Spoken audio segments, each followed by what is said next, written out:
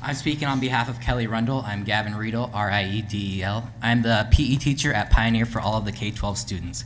The Applegate campus is completely lacking a gym and only contains a 1,500 square foot multi-purpose room. Rice as well only contains a 2,500 square foot multi-purpose room. That is not a gym. The average regulation basketball court is 4,200 square feet. Here at Pioneer, we are lacking a gym and we are making do with our cafetorium that is 3,000 square feet. How am I supposed to give these students an adequate physical education in a 1,500 square foot room? We literally have a classroom in our building that is larger than that. With the House Bill 3141 that is passed in 2007, it states that K-5 students are required 150 minutes a week of an adequate physical education, and 5 through 12 grade students 225. This little space provided at the new campus will simply not allow for me to teach an adequate physical education and to teach many of the students the skills that their peers will be getting at other buildings, and which I am currently able to teach here at Pioneer.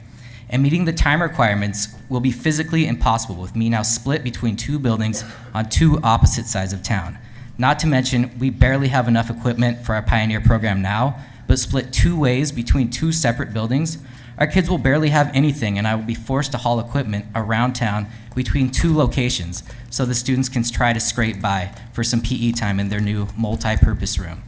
The gym condition is also completely unsafe for our students and staff. Our gym can get extremely chaotic due to being very large numbers of students, and we want to give them all a chance to run around. And we work extremely hard as staff to make sure the safety of our students is there in this atmosphere. But if you cut our gym size in half for a rainy day recess, there will either be student or staff injuries every single day, or kids will be forced to sit in their classrooms for recess, which is simply not okay. Even on non-rainy days, our kids will not have anything to do at the Applegate campus anyway, with there being a lack of a playground. Not only is the lack of physical activity unjust and unfair for our student population, but it will hinder their learning as well. It has been proven in countless studies that students need brain breaks to be active throughout the day for most effective learning, including one by the CDC that states kids need moderate physical activity for 60 minutes a day, such as running, jumping, or brisk walking. We are able to make that happen in the Pioneer building here with the use of a playground, an adequate sized gym, fenced-in yards on all sides, and being in a safe neighborhood. That is simply not possible with our Applegate or Rice campuses.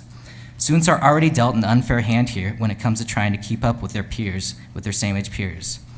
This is gonna make the poor poorer and the rich richer, and completely just blows my mind just how unjust you are being to these poor students. I challenge you, Mr. Guerrero, to come to a rainy day recess at Pioneer, which you have already stated that you are planning on. However, we are still waiting. I know my time's almost up, so I have just a quick closing comment. Mr. Guerrero has claimed that the board actually mandated that Applegate or that access stay under one roof. So what makes it so you guys can't mandate that we stay under one roof? Part of their reasoning I know is because they have third grade students that read at 8th grade math levels. However, we have 8th grade students that read at 3rd grade levels. Miss Laramie, I know, has student teachers that come in her room that are 8th graders that are scared to read in front of their same age peers, but they are looked at as gods by the kids when they go and read at like a kindergarten reading circle. It's like some of the only time that they get to boost their self-esteem is by being with other age peers. So we need to stay together as a cohesive community. Thank you.